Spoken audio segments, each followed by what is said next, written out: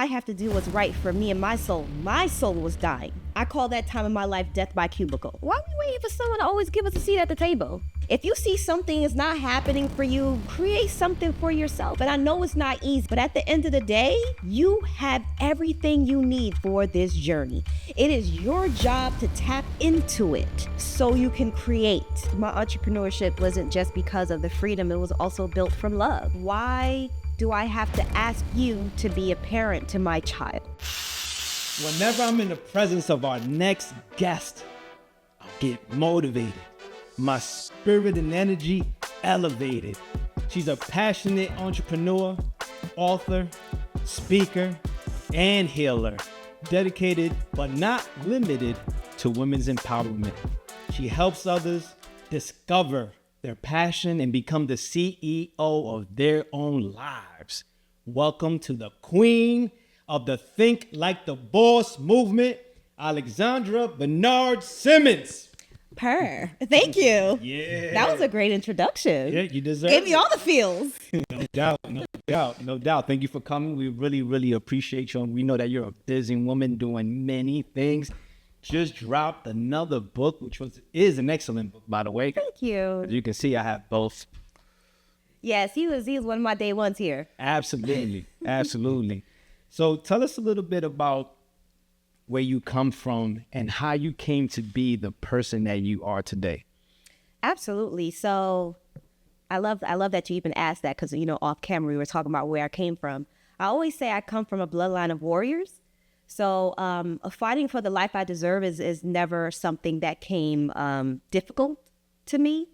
I was just a born fighter. So as far as where I am now, I come from a place of, corporate America, thinking that you got to do everything right based on the American dream. I ain't even American. Mm-hmm. Like sometimes you got to step back and be like, was the American dream even for me in the first place? Dang. Right? So I remember checking all these boxes and doing everything right, from like school to sports to getting this, big six-figure paying job before I was 25, white picket fence house, like doing all these things. And I'm like, still not fulfilled. So what does that mean? That dream that you're feeding everybody was just to keep us all in line. So how do I step out of line? And that's when I'm like, you know what? I need to follow my dream, follow my calling. As human beings, we're put here to create. That's right. Period. Our soul's playground is creation. And if we're not doing that, we feel stagnant and we feel like we're not being our true authentic selves. So it was really me fighting for authenticity in the world, trying to tell you who you're supposed to be. And I read in your book, you talk about how when we're children, I'm paraphrasing, obviously. I have my notes in front of me, but I'm paraphrasing. Yeah. When we were children, we were thinking like geniuses or something to that effect. And then when we become adults, something happens. So what happens? Well, adulthood is where dreams go to die. So we have to really be careful with the fact that, again, the society's limits and their structure and what they're trying to pressure you to do, and just everyone else's expectations of you.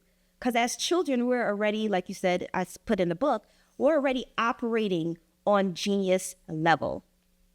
When you're a child, you know what you like. You know what you don't like. You love your body. You don't give a damn about nothing. You walk around with your shirt off, belly out. Right. Your courage is up here. Oh, I could jump off the roof. Mind you, I've done that. I could jump off the roof, and you do it until you keep getting all the no, don't do that. Go sit down. You can't do that. We don't do that here. No. Your genius starts to leave. And then you what? Fall in line. We need to continue to step out of line to go back to who we are. Absolutely. Even me as an adult now and relaunching this podcast, I found myself almost feeling, I want to be strategic with my word, hesitant on telling people that I have a podcast because I felt like they would look at me as that's immature. And I have to remind myself that this is what I want to do. And actually what's really immature and what's really disappointing is not pursuing your dreams and passion. Absolutely. And then the next question sometimes like, oh, you get paid for that? Yes. You know, they want to know, oh, you're an adult, you know, wasting your time on creative things. Does it pay your bills? Mind your business, right? Mind your business. One thing that I always say is joy is our compass. So it is our job to follow our joy. That's something else that we used to do as children. I don't want this toy no more. I'm going to go play with this other toy. I don't want to play that game no more. Kids will tell you right away, I'm done with that. And I'm going to go to something else that makes my heart smile. They'll literally throw it on the ground.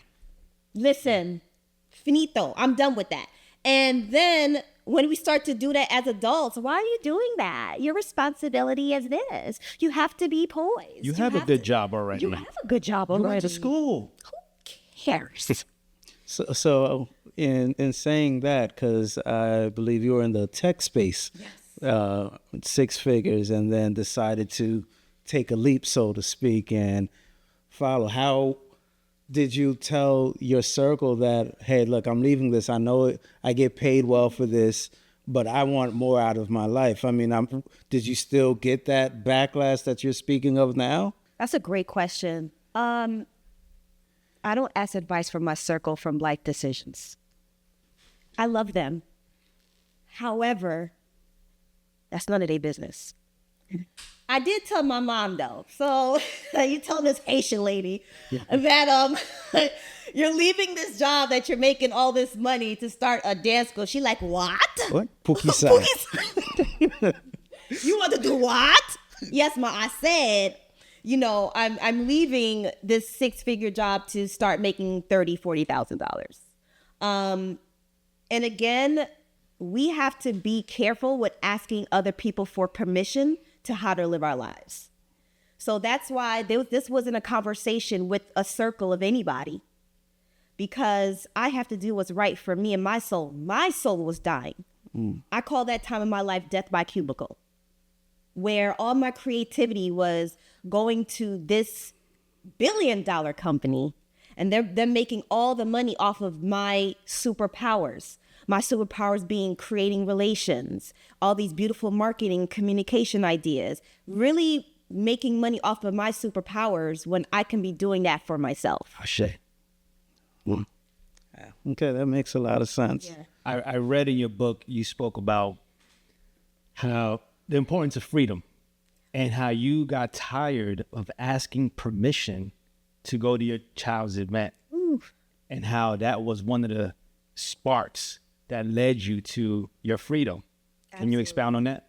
And that's why I love mentoring mothers, right? Because my entrepreneurship wasn't just because of the freedom. It was also built from love, right?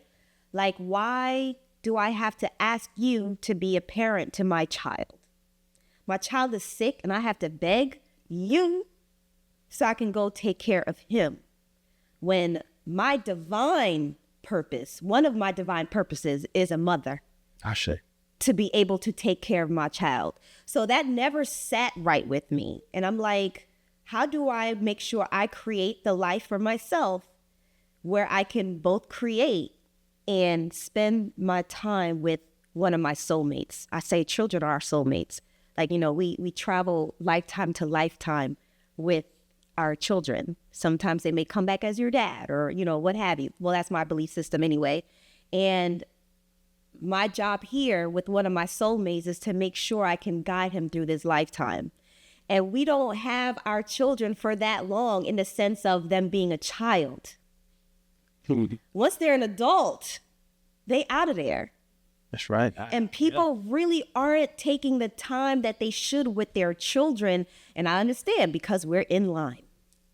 We're in line. So we think that it's okay that the teachers see the children more than we do, because we're accustomed to that. In all reality, that's not the life that I wanted for me and my soulmate. We are best friends.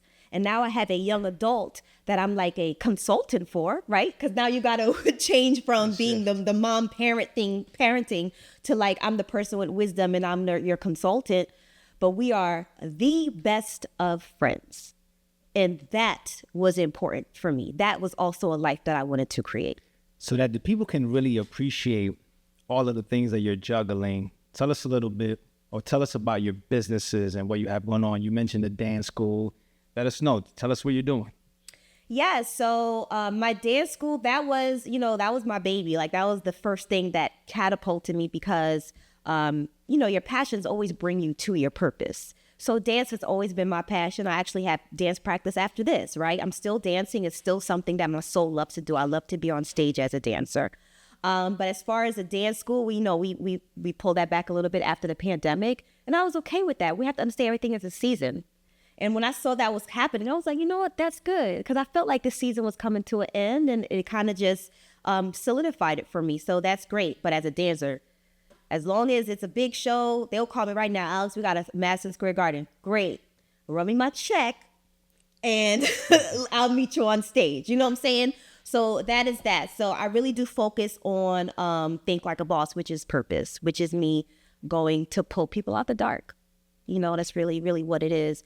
And again, juggling that was, I don't want to say easy. It's not that easy. Entrepreneurship is not that easy. Then everybody would be doing it. But it is the fact that my goal and the way that I view success is freedom.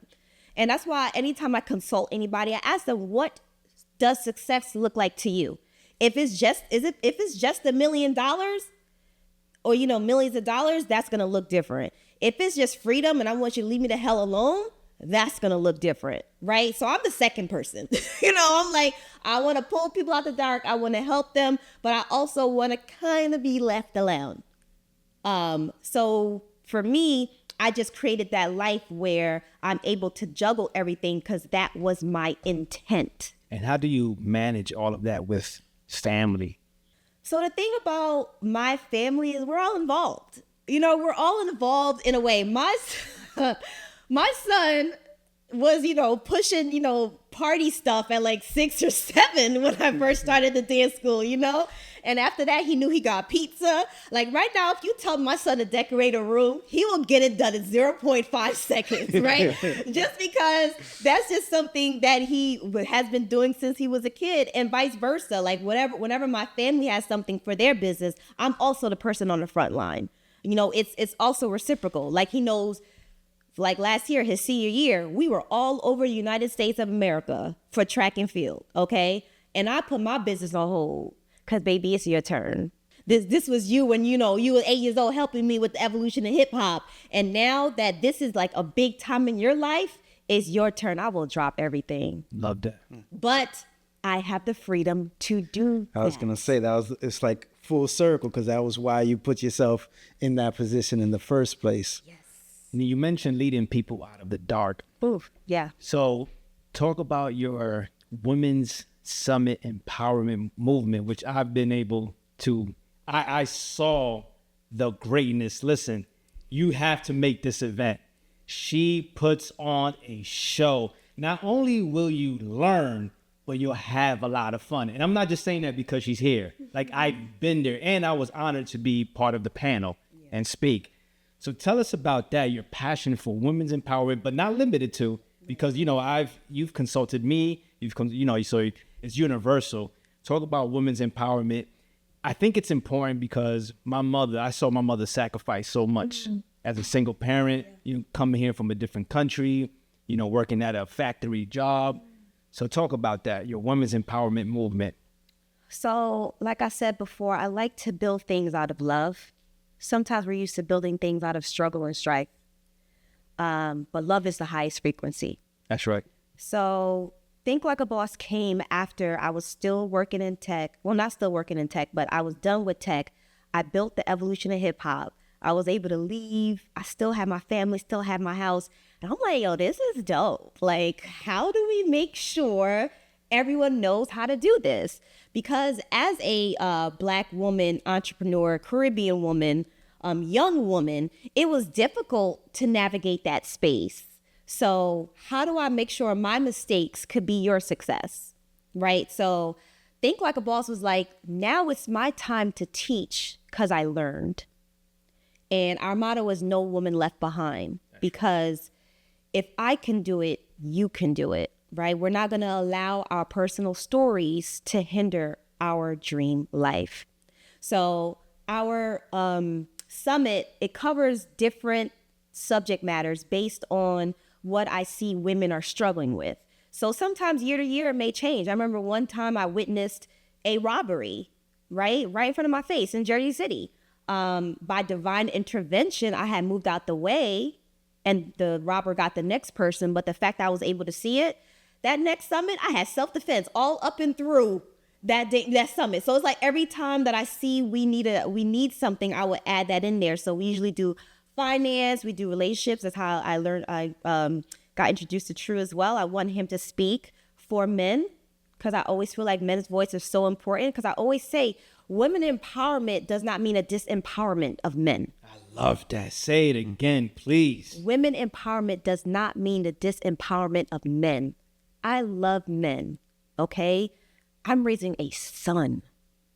We need y'all just as much, but we have to understand women are healers of the household.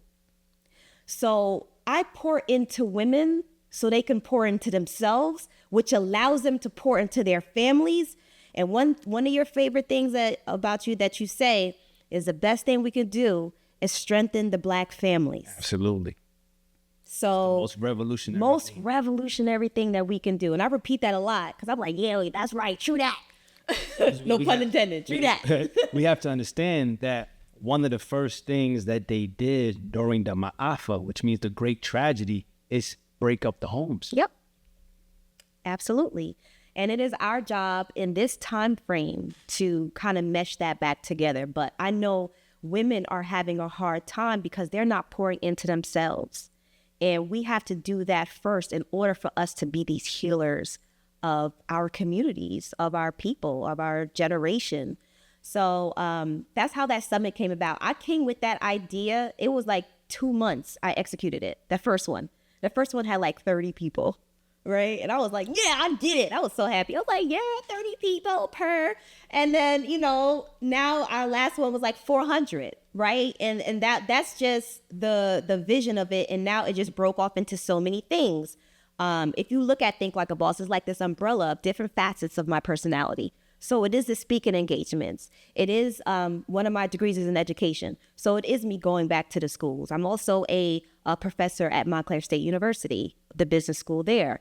I had built a daycare at one point during the pandemic. We have the Think Like a Boss books. We have the whole healing section with spiritual retreats. I'm a comedic Reiki master. So I'm also, again, helping people, pulling them out the dark in that way. So I meet people in different facets of their lives, depending on where they need us. And I think that that's important because one of the many things that the elders have taught me is that we have to fight on all fronts. Yes. Health, wealth, family, Yes. entertainment. So our responsibility and duties are in all fronts. And I say that because a lot of people think that it's just about physical warfare. And I get that. That's important too. However, that's not where that's not the only place where the fight exists. Absolutely not, especially when we're in a spiritual warfare. That's the kind of collective tone that is on earth right now, that we are in a spiritual warfare. And as above, so below. We're always focusing on the below. The house, the cars, all these frivolous things that we don't take with us. We need to focus on that above at this point because it is a spiritual warfare. And don't get me wrong, I'm all with the physical warfare. Yeah, I'm a martial artist. Yo, just about to bring it up. I'm a martial artist, baby. We go into the black belt, okay? So I'm ready for all the things. I said warrior spirit. That's the Haitian in me. I don't know. I'm a little crazy. Yeah. But at Bookman, the end, right? Exactly. Yeah. But the thing is, I make sure I am balanced in that way, as above, so below. So I'm just as spiritual as I am physical. What made you choose Reiki? There's so much power in touch. Oh my God, there's so much power in touch. One thing as a mother that I made sure I didn't do was spank my son, right? And most importantly, I made sure I didn't spank him with the open hand. We don't know how traumatic it is when we get spanked by our parent with the palm that's meant to heal. It actually causes more damage to the child, right? Other than that, one thing that I do understand, whether it's what I learned in psychology or what I just learned about people overall, we have so much trapped energy in our body that we do not know how to release. And one thing about Reiki is it's so ancestral. It's so like everybody's grandmother was doing it at one point. Every church elder, let's lay the hands and pray on them. Baby, we all doing Reiki. We just do not have the terminology for it because it may have been taken away from our bloodline, but the body always remember our healing modalities. Eckhart Tolle calls it the pain body. Yes, yes. So now Reiki to me felt so familiar.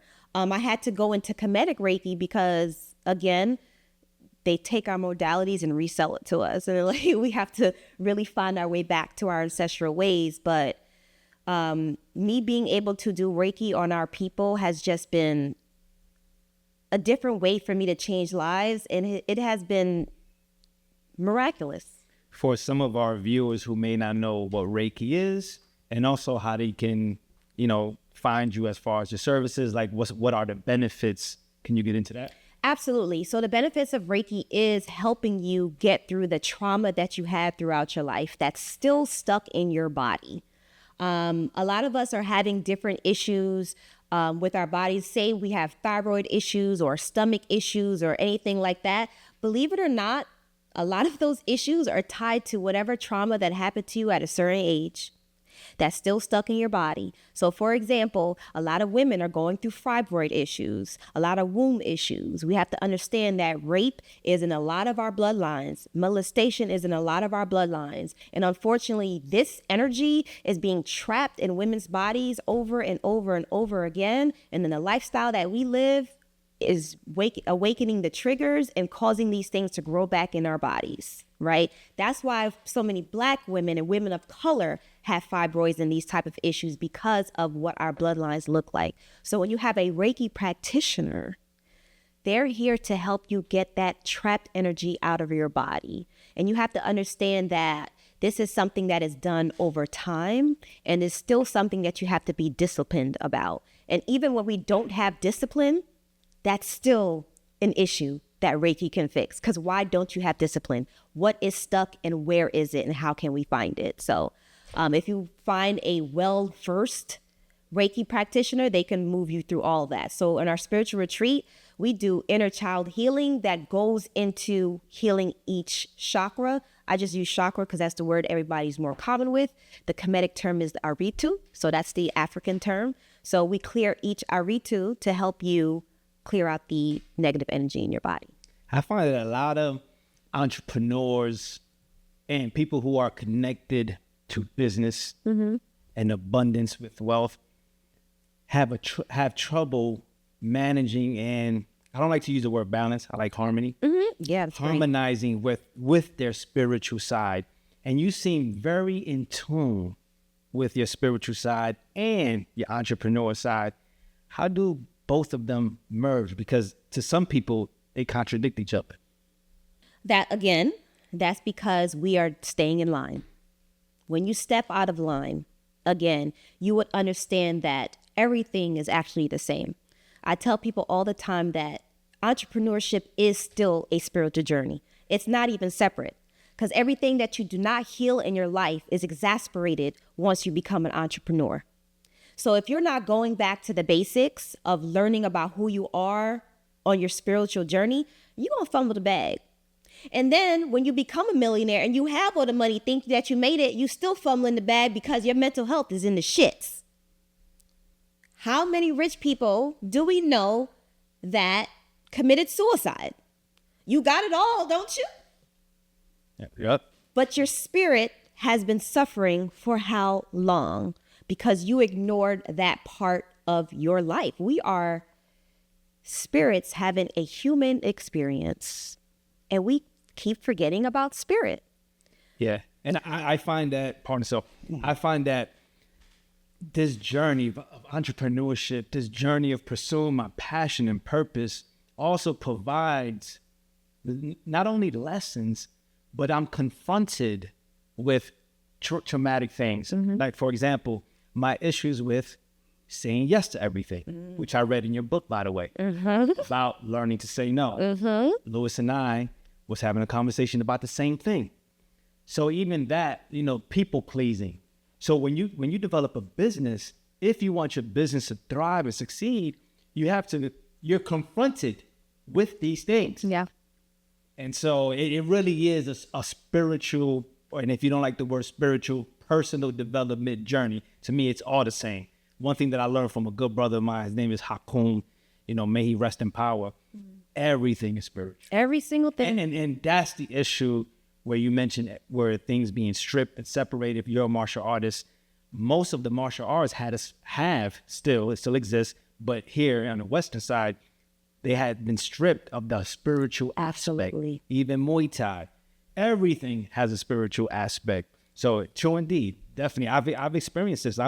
Even now, like I'm confronted with things as we're taking this podcast to the next level. I'm confronted with myself. Yep. Every time. And I love how you brought up martial arts, because you're right. They are taking away some of the spiritual aspect to it. And for me, as a spiritual person, I'm going to bring that everywhere I go. And now I'm learning more about myself as a martial artist. It's like, just because I can whoop all of y'all, that doesn't mean I will, right? Like that is, so now I'm learning that part of myself. Like, wow, Alex, you're coming here as a novice, what they thought, but now you can pretty much beat up everybody. But I know that as a person, like my personal journey, that means that I don't have to. The most vicious people I know, that I'm talking about skilled in warfare. I'm not talking about a regular street fight. I'm talking about skilled in warfare. They're the ones that walk away from a fight. Yeah. They're the first ones. Yeah. And I was learning that about myself, because as an Aries, I'm like, it's go time. Like, we about to fuck all this up. But then I was like, I don't actually have to do that. Right. And that's so much growth. Like 15, 20-year-old Alex, y'all would have all been laid on the floor. Like it would have been what it was. But now it's just, in such a spiritual place. Even though like we're sparring, I'm still going to spare you.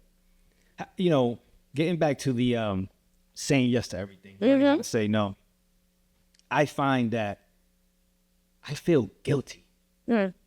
So being that you mentioned it in your book, I'm sure that there's others that may feel the same way, that they feel guilty for saying no to others, right? And you mentioned in the book when you say, for saying yes to others.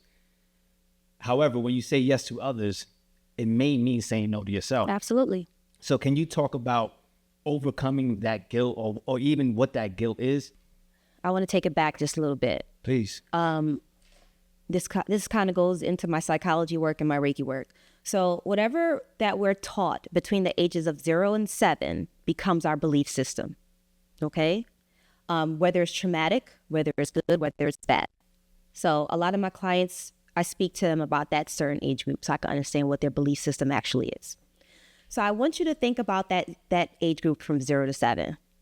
One of the first things that our parents do with us, share that. You give it to your brother right now. You have to share. You have to share. Well, what if I'm not done? So we are already taught as children that even when we don't want to do something or share something with somebody, we are guilted into doing so. That is now your belief system. You're saying no to yourself because you're not done with the toy. Now you big mad, you see your cousin run off and playing with it, but I was not finished. What about me? But at that point, you don't matter because that's what you were told. And that saying yes to that person was more important than how you felt at that time. It's also indirectly expressed that you're being selfish. Yes, absolutely. So now we carry that, and we want to make sure we do not feel that guilt of being selfish ever again, because that's something our parent told us that we were doing. So now, as a result, we out here saying yes to everything. Sure, I've learned how to deal with that feeling of, not being happy, that, it's not mine or whatever it is, whether it's your time, your money, or whatever that you're saying yes to no to. So Yeah, it's a belief system. So again, how do you break out that belief system? First, we have to be conscious of it. That's really what it is. That's why I wrote that chapter. Pay attention to what you're doing. And then now feel it in your body when you're about to say yes or no to something. How are you feeling? Were you really done playing with that toy? If the answer is no, then say no. You a big boy now. Yeah, and I find that, especially, and usually I'm an open book, but like your book says, right, we have to leave certain things private. Mm-hmm. I find that when I've made certain choices, to please someone else, that I end up feeling worse anyway. Yeah. Worse, you get resentment also. Absolutely. And then it's towards the other person and myself. Yeah. And it ain't even their fault. It's your fault. Right. That was your boundary. Right. So a discussion that you and I had that relates to this is just as I've gone into the entrepreneurial world and been in it for a few years, I had to learn that leadership is more so about tough conversations. Like when you look at an employee versus the employee is doing more of the work, but the boss is having the tougher conversations. Mm-hmm. Is that something that you had to learn as well as you left from corporate America into your well-versed entrepreneurial life? Or what can you say about just tough conversations? It all falls into the same discussion. I'm naturally confrontational. Okay. No doubt. So tough conversations wasn't really that hard for me. It was just how to present it well. That's what I had to work on as a leader. Because one thing that I've noticed is even though I'm speaking truth, how are you speaking it so the other person can receive it? And that's why entrepreneurship is not just about great leadership. It's about knowing people, learning people. So anybody that comes on my team, sometimes I give them personality tests. I always ask for their birthday. I'm a zodiac person. Once I know your birthday, I know how to handle you. It's easy. It's easier for me. Like I wouldn't speak to a Pisces the same way I'll speak to a Sag. Like these are two. I'm a Sag. Right. These are two different deliveries. Right. So having tough conversations for me is not difficult, but learning people. Because at the end of the day, as an entrepreneur, I don't care how much tech is out here. People sell to people. So you have to learn how to deal with people. Yeah, I struggled with having certain tough conversations because I felt like it was my duty as a man. I felt like it was my responsibility to deny myself. I think that there's sacrifice. Mm-hmm. There is, life is about sacrificing and to a degree putting people first. But I struggle with that sometimes of knowing, is this a moment to sacrifice myself or is this a moment to put myself first? That's a great question. And I especially as a man being leader of your household Indeed. and having so much on your back. That's why I'm like, why do we treat men like this? Like, we need to give them some space. Like, I love creating safe spaces for men because when else do they have that?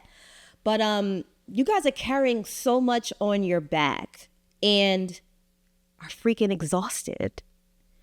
So I understand with that question is like, I have to work this overtime to make sure my family is okay, right?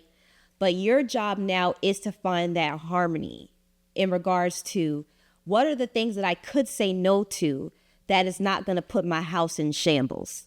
Because if we're saying yes to everything and that resentment is building, that means there was space somewhere to say no that we didn't before. So now it's really going back to looking to see what takes priority. Like if it's, I need you to take the garbage out and I'm already in my boxers, I'm not doing that. Like I'm in the bed for the night. I'm gonna do that in the morning. You may be big mad right now, but we're gonna have to get over this because I'm exhausted. And I think that is the key. People like me have to be comfortable and okay with people being upset. Yes. That's it. That's it. That's You're it. going to be big mad. Okay. I'm like, you want to talk about it? It is what it is. And even like, you know, I think it's okay for me to share this. Me committing to this podcast, it was an uncomfortable conversation because there's like, you're barely in the house, you're this, you're that, right? And I don't want to paint the wrong picture here. My wife is very supportive, and I wouldn't be where I am doing what I'm doing without She's her. great. You know, thank you.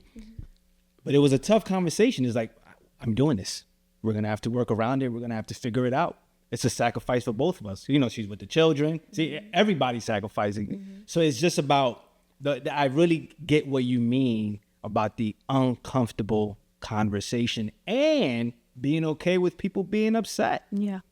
And it is what it is. And willfully, this won't, not like just in relationship break us apart, but maybe this, willfully, we can get over this. I always ask, what part of me do you want? Do you want the part of me that's happy, or do you want the part of me that's miserable? We're mostly ourselves when we're happy.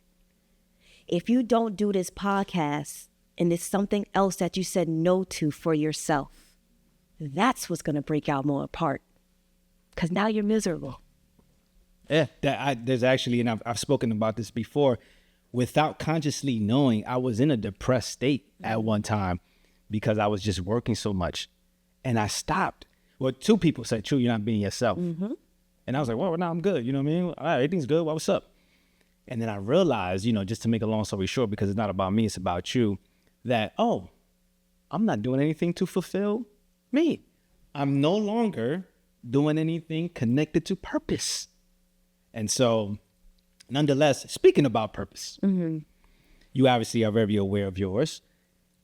One of the top questions as an NLP practitioner myself, life coach myself, that I receive is, how do I find my purpose? How do I get in tune with that? Now, I know mine. You know, there's a saying, I forgot who said it, the two most important days of your life is when you were born and when you discover why. And I'm definitely blessed to discover my why. How did you discover your purpose? And for anyone out there that's struggling to find their purpose, what suggestions or wisdom can you share with them? So one thing about purpose is it's going to be hard for you to find your purpose if you don't know who you are, because you're just clinging on everybody's idea of you instead of who you actually came here to be. So when we speak about purpose and even passions or anything like that, I'm like, so tell me about you when you were 10. Who was your favorite cartoon? Why? Why did you like the Red Ranger? Oh, the Red Ranger was a leader. Oh, do you like leadership? You know, like, you have to ask these questions of the person before everything happened to them, just to bring you closer to your true, authentic self. So anybody right now that is struggling to find their passion or their purpose, what did you love before everybody told you no? That's really the question. You remind me of a quote that I heard you say in listening to you, and it was, who were you before they told you who you were?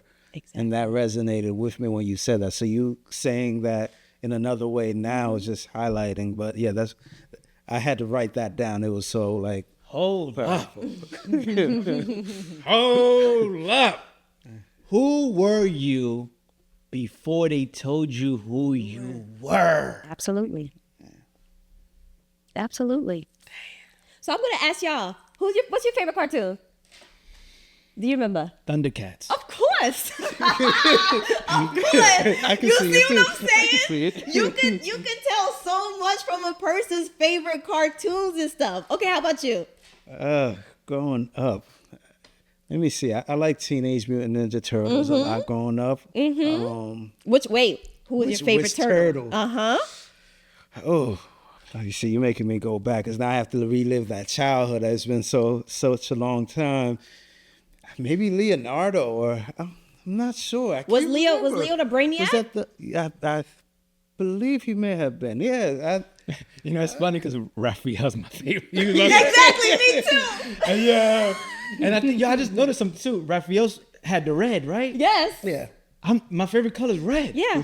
And Raphael had what? Anger issues? I feel like every fire sign, we Raphael all the way, bro. All the way. Team Raphael. So this is what I'm saying. These are the questions that we need to ask ourselves. There's so many hidden gems in that. Like when he said Thundercats, I'm like, duh. Like when you remember Thundercats, it was so dope. They out here fighting people. Like, we gonna do the right thing. Oh, the Yeah, sword. dope. And you know, there's mad comedic science in the Thundercats, Yes. right? The eye So of beautiful. the eye of Ra. So all beautiful. of that. Yeah. It makes perfect sense. That's why I'm like, duh, right? So these are some activities that I have people do. I need you to come back.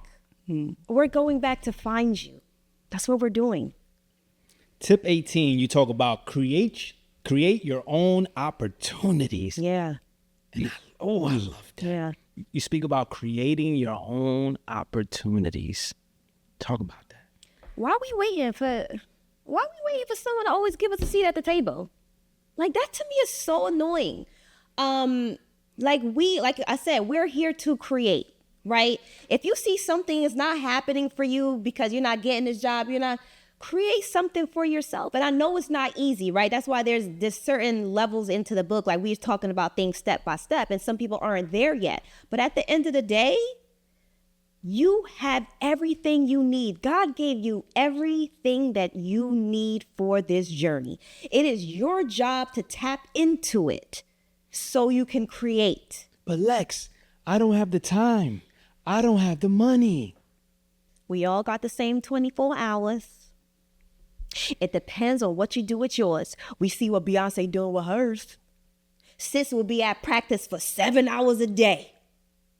And then people are mad she's Illuminati. That's why she got all the money. She works extremely hard and uses her time wisely since she was 7 years old on the stage. What are you doing with your time? I don't even have a television in my house. For what? That is a waste of my time. I have created a life by 25 that some people create by the time they're 40. Why are we wasting our time on shit that does not matter and then complain that we don't have time? We really have to evaluate what we're doing in our day and see what is wasting time. Don't get me wrong. We are allowed to have our guilty pleasures. Let me sit down and do this and relax. Because relax, that's one of the chapters in the book too. You talk about that you are team sleep. You are not about the hustle culture. 8 hours a day. Yeah, you mentioned that. If I'm not getting 8 hours, we're going to push something back. We're going to push that meeting back, right? But at the end of the day, it's because of intention. Intention. There goes that word again. Yes. Intentional.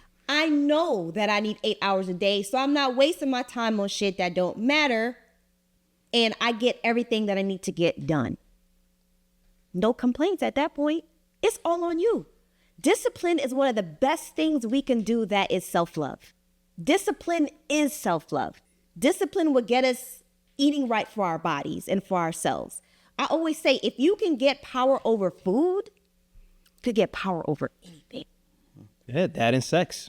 Sex, absolutely. It's you spoke about the higher self and lower self. Mm-hmm. That's all attributed to the lower self. Absolutely. If you can master the lower self, that's the basic. That's the foundation. You can't. As a matter of fact, you can't even evolve to tap into the higher capabilities of oneself without mastering the lower self. Especially sex, because sex is actually tied to our creativity. It's the same energy. Yeah, and Think and Grow Rich, Napoleon Hill talks about that. The sexual transmutation, something like that, like taking the energy of creation and just using it, channeling it in a wise way. Absolutely. And then that's the sacral chakra. If we're talking about Reiki work, that's the sacral chakra. So if your sacral chakra is out of whack, you're probably, having way too much sex, and now your life is in shambles because all the focus and energy is going to that. And it's not going to creating the life that you deserve, right? Indeed. And I love how everything is always connected. I always tell people that the separation is an illusion. Indeed. You spoke about difficulties earlier, and we wanted to ask you, what has been some of your biggest challenges thus far? So one thing that people don't know about me, but even though I speak about it a lot, but I always make sure I bring it up, is that I was a 19-year-old mom. This is not. Oh, me too. Yeah. Yeah. I knew that. Yeah. Yeah. Mm-hmm. So yeah, I'm a young mom. Like, I'm 39 with a 19-year-old that's in college. So I feel like for me, that was the most difficult thing, trying to navigate that young. I've been a mom just as long as I've been an adult. And I try to explain that to people. I was like, I don't know if you know what that actually feels like. Someone has been depending on me technically my whole adult life. So everything has to circle around that in some way, shape, or form. And at sometimes it was difficult. You know, it was difficult trying to find the harmony, especially of beginning the journey. But again, it's that discipline and knowing that we both deserved our dream life that kept me going. You know, it's interesting you mentioned that, because having a young child, it's so looking back, I'll say it wasn't the best way. However, it sparked the beginning of me leaving the streets alone. Mm-hmm. And I always say when I speak, if I'm speaking about my story, I always mention how my daughter saved my life. Yeah. With that, so I don't know. It's like, this is like hindsight thinking, right? Mm-hmm. I also feel that it slowed down my self-discovery, because refusing to be a deadbeat father and repeating the cycles and so forth, I went all in, committed, right? Mm-hmm. Not perfect, mm-hmm. but I did my thing as a man, like a man should. It slowed down my self-discovery, because now my intention, my energy, and I'm also making choices, not that I really want to do, but that I need to do. So for example, huge fan of psychology. To this day, I think about going back, and I might have mentioned that to you when you were consulting me. Mm-hmm. I couldn't afford to go back. Yeah.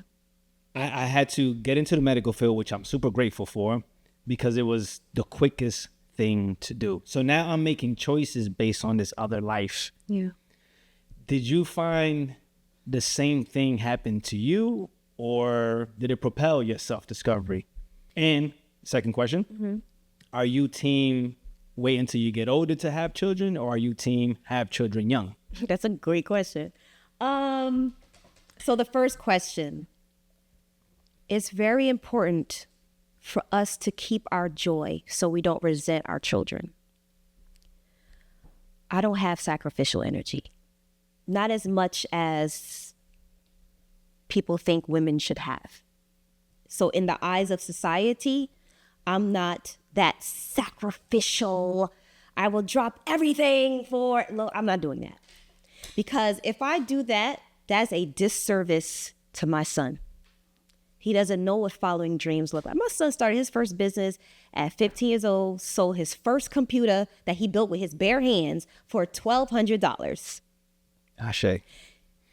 That's because he saw me do the things. And a happy mom is the best mom that a child can have. So what that looked like for me is I never sacrificed my dream of dance. I just worked really, really hard. And that's why I'm team no sleep now, because I was team no sleep. So there was some times where I was up for 42 hours because I had to go to, I was in college when I had him. I was in college. I had to make sure that was done. I was still the leader of the dance team, still a mom. And I was like, we're not dropping anything, because I don't believe in plan Bs. Plan A is still the plan. I'm here for 4 years to gather these 2 degrees. It just so happens that I'm a mom, and we're still going to continue the things. So again, it took master planning. So now I had to, again, be intentional with creating my schedule. So now instead of taking a gig that I'm a dancer, I took gigs where I'm the choreographer, because you can't practice without the choreographer. So you can't set the schedule. I have to. So I would work in ways like that. Was it harder for me to be the choreographer? Yes. But that way I knew that I was able to say, hey, I can only do Tuesdays and Fridays. You can't tell me what day we're doing, because you need me as a choreographer to even get the shit on the road. You understand? So it was just really working and paying attention to all of those things, making sure that those degrees came into play, got that great job, and stuff like that. I started working from home until I was done with with it in general, but I never gave up on my dream, because the last person I want to be mad at is my son. That's the last person I want to be mad at. Team young, team old. I'm an empty nester at 39, so I don't know. I don't know. I'm sorry. It's like, wow, I have nothing to do. Like, and I'm 39, and to me, 39 is not old at all. So it's like, turn up. I love it. And when I look back at it, it's like I'm so happy I had him at that age, because those were like the hustling ages. That's when like you're still trying to figure out who you are, what you're doing. Okay, so you have the child, so you're kind of figuring that. Now that I know who I am, where I'm going, what I'm doing, we chilling, baby. Chillaxing. Love it. And I love it. But if it's, it depends on your personality. Like, if you know you immature, wait. I've always been the mom of the group. I'm an old soul. I get that all the time. I'm an old soul. So he just propelled me into being an older soul. That for me, that was just my experience. But for other people, and it was still difficult. It was still difficult finding that harmony. But for others, sometimes if you're just not ready, you have to be honest with yourself about that. It was thrown on my lap. I got pregnant while I was on birth control. That's why I call him my miracle baby. God wanted that baby to be there at that time. I mean, I feel like I should be suing somebody right now. But at the end of the day, every time I think about it, I'm like, damn, that child is a miracle baby. Yeah, he's meant to be here. Yes. He fought through all of that. He fought through all of that. And his birthday is 11/22. I always say he has such a beautiful birthday, 11/22. And he is an older soul than me. That boy, and he's a Sagittarius. He has such an old, beautiful soul where I can actually seek counsel from him.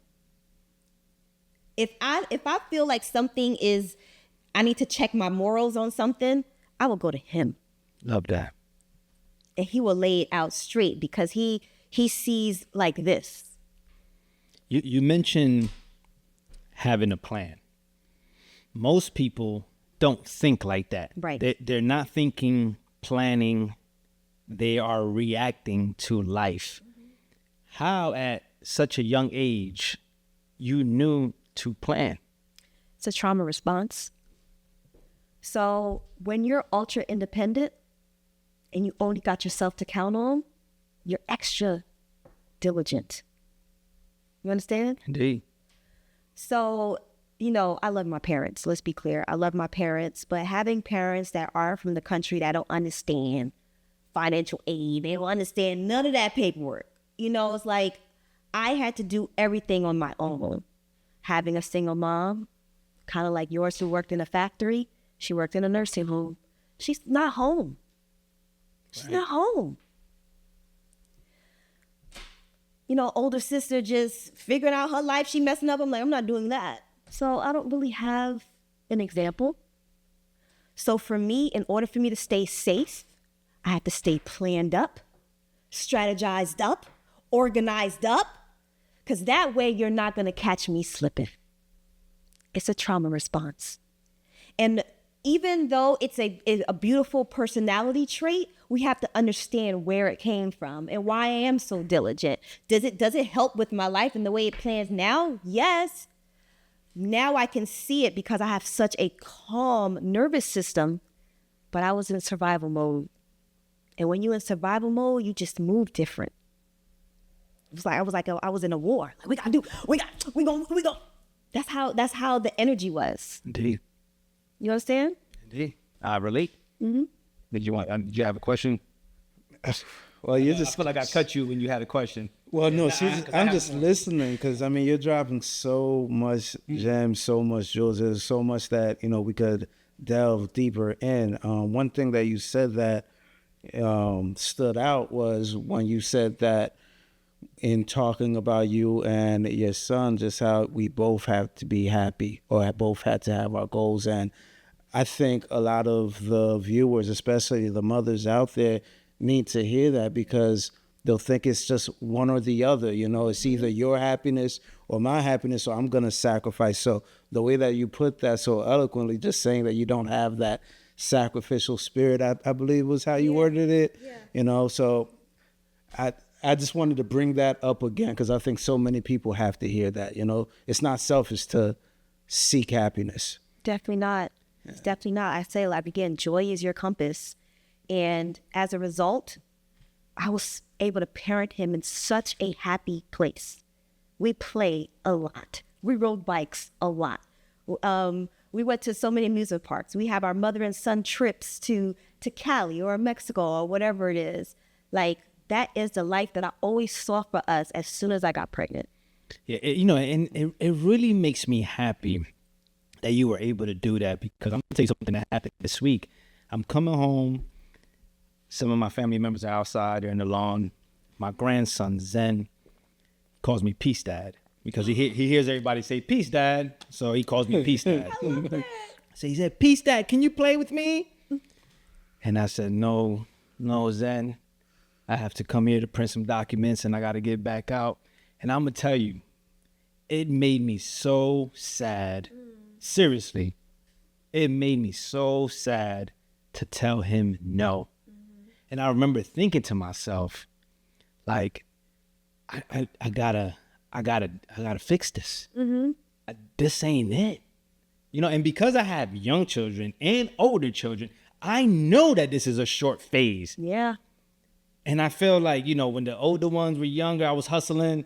Now when the little ones, I'm still hustling. And I'm like, bruh, figure this out. Figure it out. Yeah. Yeah, and it just really, like, it just hurt me so much because he was just so bright-eyed. And you play with me, and I wanted to play with him. Yeah.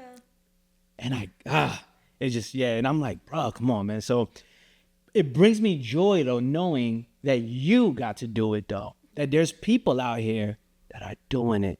And I feel like that's why I want to share first of all, I want you to transmute that energy. Please. That should be motivation into finding your freedom. Indeed. What you're doing. And that's why you need to go hard here. Indeed. For later. Indeed. And that's why I share my story, and especially with parents, like, we have to do it for both of us.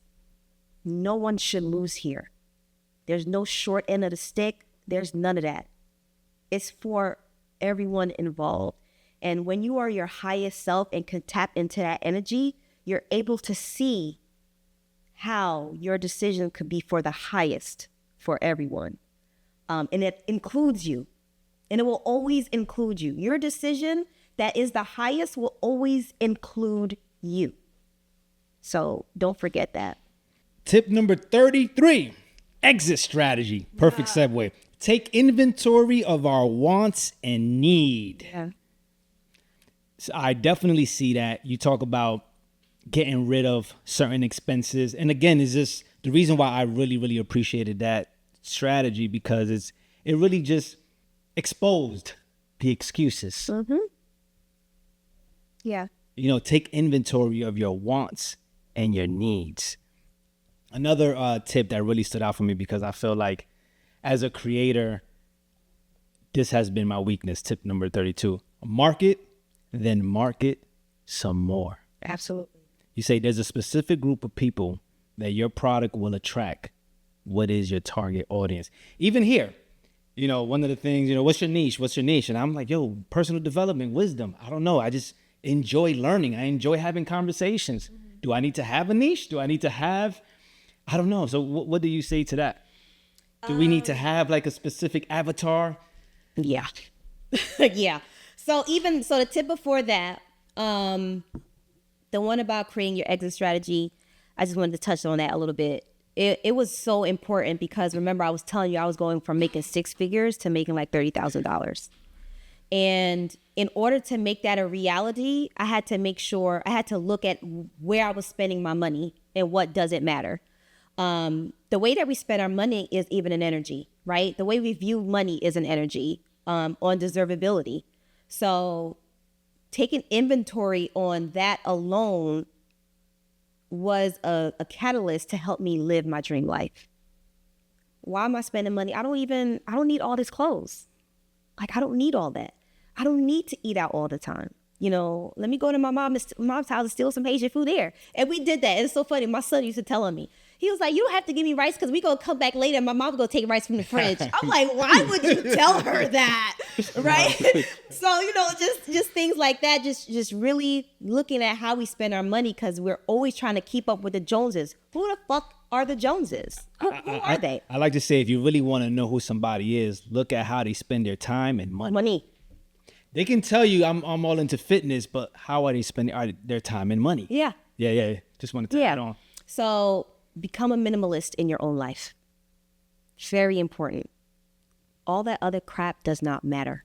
Look at what matters. Now, the business piece with marketing. I always say sometimes, remember I said entrepreneurship is a spiritual journey. So when I see a lot of my clients don't like to market, red flag. Why don't you like to be out there? What are you scared of? Oh, you don't want to go in front of the camera? Why? What are you scared of? Someone told you it was ugly? Let's talk about it. Because something is holding you back. Well, oh, you don't think you have a voice? Someone tried to take your voice when you were 10, so now you're afraid to get in front of the camera to speak. There's so many different reasons as to why you don't even think your business is a good idea. That's probably what's stopping you. Let's be honest, right? But now, in regards to the niche thing, that's sometimes us being overzealous. Listen, my first business, the evolution of hip hop, everybody wants to learn about hip hop. Everybody. No, they don't, sis. They don't care. You care. Like the way that I created my business the first time, I had every element of hip hop represented. We were going to have graffiti classes. We were going to have beatbox classes. We were going to have, no one cares. They want to dance and they want to go home. Like I remember when I first opened, there was nobody in the classes, just the dance class. I'm like, okay, you're a dancer. You love hip hop. A lot of people don't know this. This is why I always wear my door knockers. I wear them often just to remind me again of who I am. I'm a Black girl, Haitian girl from the Bronx. Love it. Okay?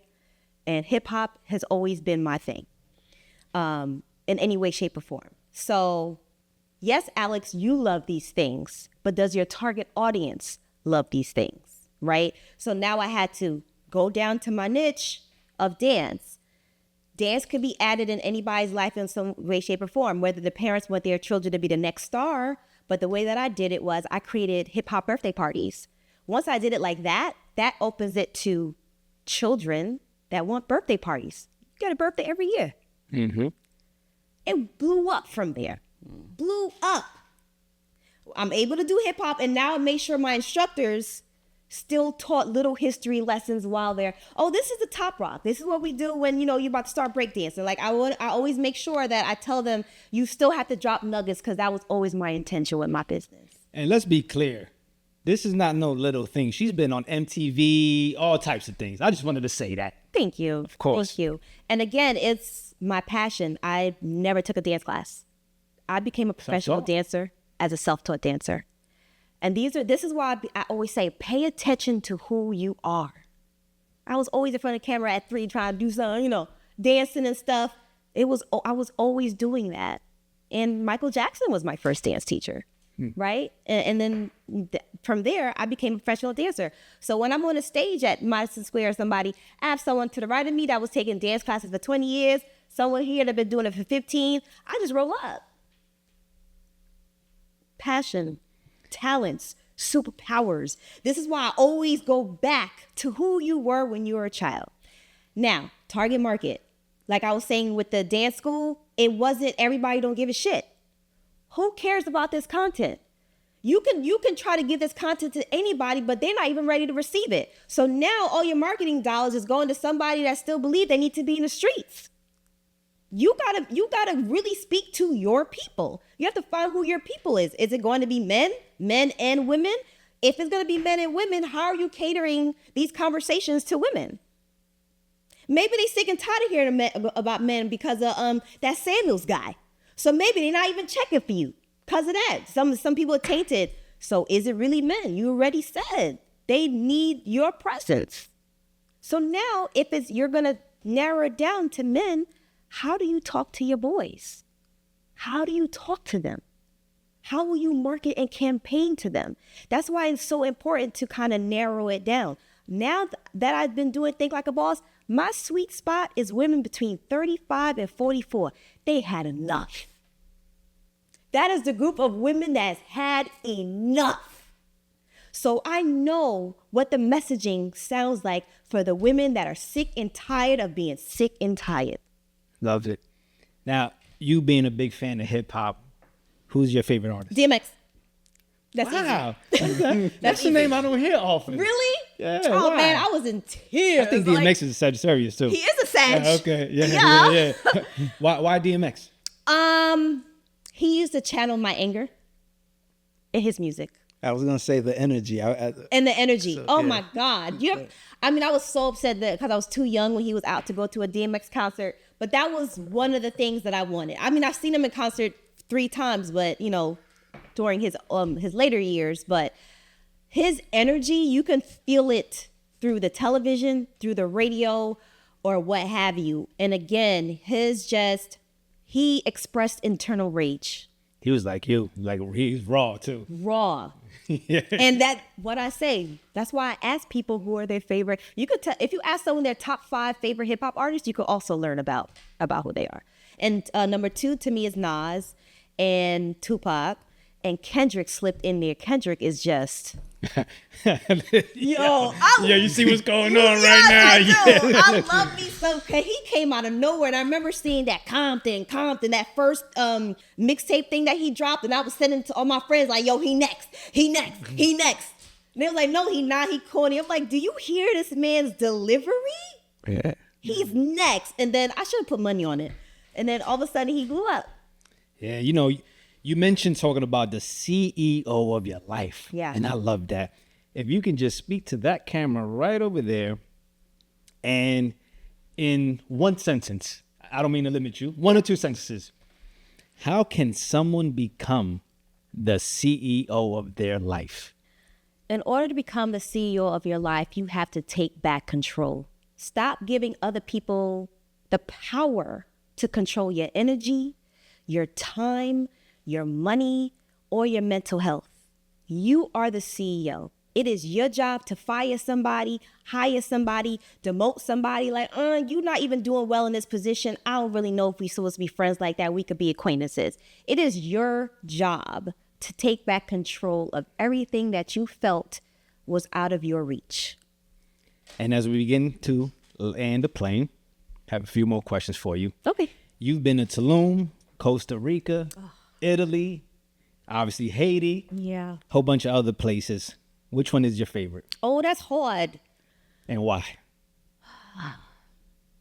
Egypt, Been there too. Kemet was magic, because they always want to start our stories with slavery, and I know we were just uprooted from our regality. So going to a place where you can feel and see the ancestry on the walls, like even the same incense that they were using back then still came all the way to our tribes and then traveled with us to the Caribbean. Like things like that, to me, and to see it in real time is very powerful. And as a spiritual person that's so in tune with the above, I was getting downloads while just walking down the street, getting messages. Like, I'm gonna just say the story since we're here. One of the messages that I got was, be prepared to be a doula, be prepared for children. I'm like, what are you saying? I'm doing Think Like a Boss, I'm doing whatever. And I was very confused. When I came back from Egypt, my sister almost died in childbirth.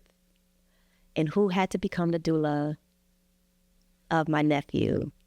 So I had to stop my business for 3 months, because they say 3 months a mother's grave is open. After they give birth, 3 months the mother's grave is open. So I came back and became a doula, took care of her son, and the other 2 kids. I mean, her husband was there too, but he had to work. And during that time, I was like, God, I still want you, or my netrus, right? Mm-hmm. Open the way for me. I listened, I did everything. I don't want my business to fail. And I got my first TED Talk during that time, mind you, by doing nothing. I was doulaing. So it was just of residual blessings that came So I got that TED Talk. And then from there, Montclair State was like, we think you're amazing. Can you come teach at our business school? All from that. And I didn't have to do nothing for it. Right? Except listen. And a lot of us have trouble doing that and then wonder why things aren't working for us. It's sometimes things aren't working for us because we're not even following the best spiritual practices, because we're still following practices of our oppressors and wonder why it's working for them, but it's not working for us. And two, it's because we're not listening. Sometimes our bodies are so full of toxins and negativity and all that, the energy trauma that we have, that we can't even hear when God speaks to us. All we're doing, we speaking to God, we're asking, we're praying, we're doing all of this. But when have you actually sat down to listen? And we're missing a lot of our direction because of that. Real quick before you ask that, just as a man and as a parent, I would love to know, you as a doula, one thing that women struggle with sometimes is postpartum. Oh, yeah. What is something that you could share with the men listeners that want to make sure that they, maybe their wife, their girlfriend is pregnant now and they don't want, I know how difficult it could be. Absolutely. What is something that a man can do from the wisdom of a doula, from a sister, from a queen? I would That's just a great like question. to know that. So I'm not a doula. I don't want y'all to put that on my resume. Oh, okay. I just doula, because I was spoken to. Okay. By hetero. But still, as a woman, though. Yeah, but that's a great question. You just listen to your natural instinct. Yes. As a woman. Yeah. Absolutely. And the messages that I was getting in real time while walking around in Kemet. So we have to understand postpartum depression is not natural. I know they feed it to us like it is. It's because we moved out of ancestral practice. In Africa, Caribbean, other places like that, when a woman has a baby, the family just doesn't come over to see the baby. They come over to take care of the mom. And they do that for about 3 months. We move to America. We take on the practices of our oppressors of maternity leave? For how long? 2 weeks. What? 3 weeks. A human just came out of my body and you're giving me 2 weeks? That's a life portal, my guy. So we are going into postpartum depression because the environment is not being set up for the mothers that used to be set up when we were at home. What that looks like to try your best to avoid postpartum depression is having that community around for at least 3 months. What does that look like as the man? Calling members of the family. Can you bring food this week? Can you bring food that week? Can you bring food this week? Can someone clean this week? It still takes a village, not just to raise the child, but to help the mother. The postpartum depression is my hormones is already fucked because I just pushed this whole child out my body, but I still got to clean. I still got to cook. The baby's still crying in the middle of the night. I am so dysregulated that I don't even know who I am. Yeah, we're wilding doing this on our own. And I know that because my wife have done majority of the work on our own and totally not the way. It's not natural. And I've observed other ethnicities doing it collectively. Yes. Especially like the Indian families. Oh. The parents come and live with them for like 6 months. Right. Why are we not doing that? That's why women are going into postpartum. It's not, we should expect it. No, if the family comes and does what the family needs to do, it combats that. And we need to be more open to that. Sometimes it's hard for us to ask for help because we're so used to doing it by ourselves. We need to ask for help. So if it doesn't look like 3 months, how could it look like for 2 months or 1 month? Right? So that's how you combat it. And that was a beautiful question as a husband and as a dad. I want to add on to that question. So that's the postpartum space. And I feel like you are perfect to answer this question because you truly appreciate men. Yeah. You invite men to your events and everything. As a man, and again, I want you to look at the camera for all the men that are listening. what do you think a man, should do in his marriage or his role?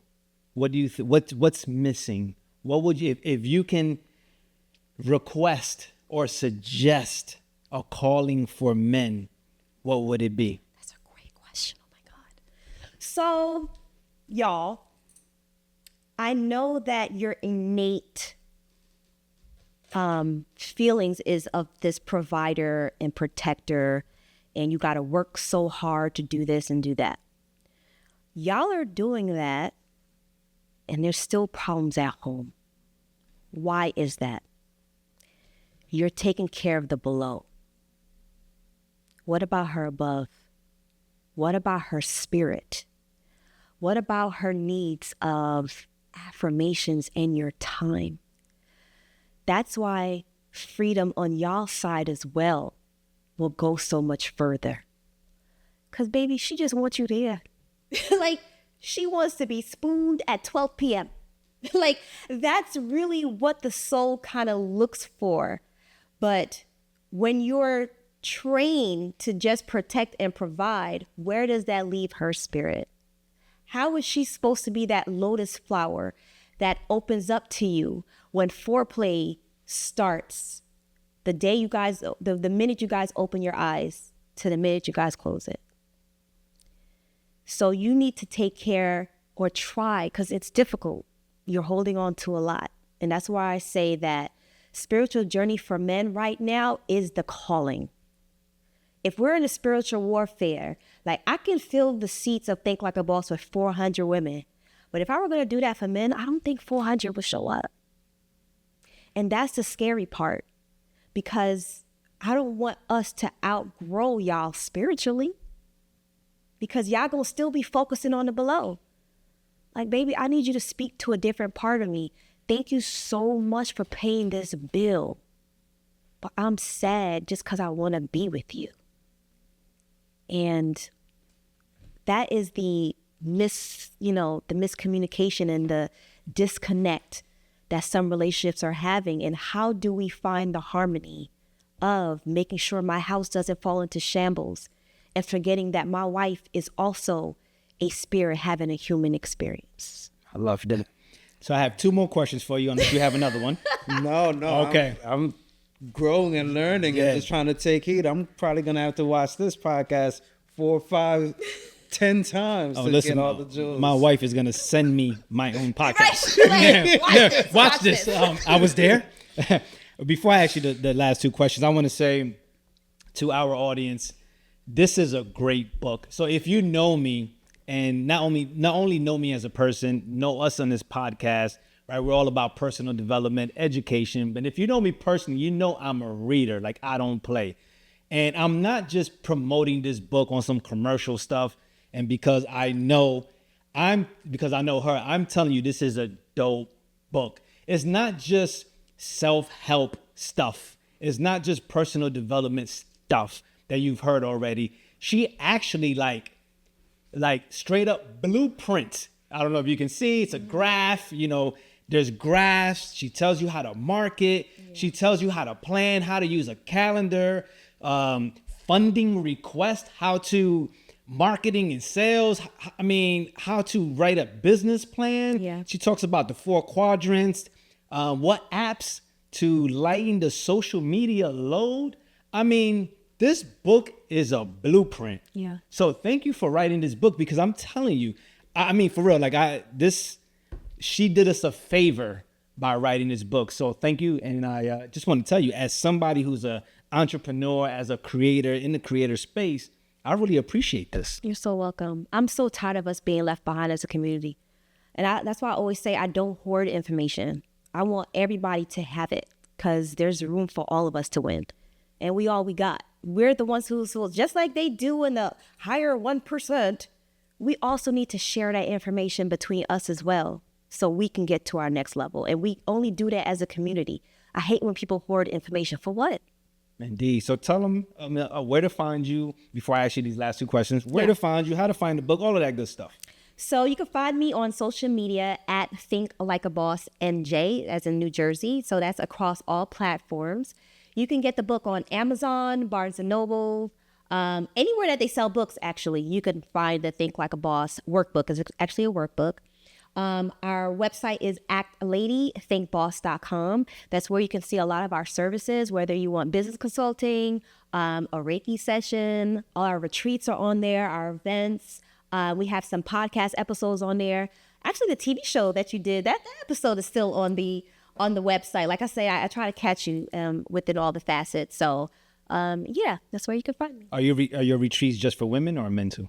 It's just for women. Someone keeps asking me for couples retreats. I still need to pray on it. But I can see that coming in the future. Indeed. Definitely keep us posted. Yeah. So the last two questions. Do you have a favorite book? And if so, what's the book and why? And if you don't have a favorite book, what's your favorite quote and why? My favorite book, I have so many. I don't even think it's a good answer to that. But that one that pops in my head first is What Happened to You? This is by Oprah Winfrey and some psychologist dude that she teamed up with. And I like that book because, again, it digs into the psychological aspects of a person and helps us with our judgmental mentality when someone comes. Instead of saying, what's wrong with you? You ask what happened to you. And that perspective right there will allow you to understand why the person is operating and acting that the way that they are. And you can give more compassion and empathy. It doesn't mean that you tolerate that behavior. I always tell people unconditional love doesn't mean unconditional tolerance. Okay? I want you guys to remember that. However, it just gives you more of an understanding and compassion in order for you to move towards forgiveness when dealing with somebody. You know, it's interesting you say that. And in NLP, I learned this little small portion about parenting. Mm-hmm. And you know, when a baby cries, a lot of times, if a baby cries, what do you ask? What's wrong? Yeah. Why are you crying? Absolutely. What's wrong? You peep that? Mm-hmm. So they talk about how from 0 to 7, that's in NLP also, you know, it has psychological aspects to it in NLP. And how the 0 to 7 is the most important stage. And we're already programming the baby to look for what's wrong. Mm-hmm. So I thought about that when you mentioned that. You know what's even worse before you move on? How many families say, let the baby cry? As a result, we don't ask for what we need when we're adults. They let me cry.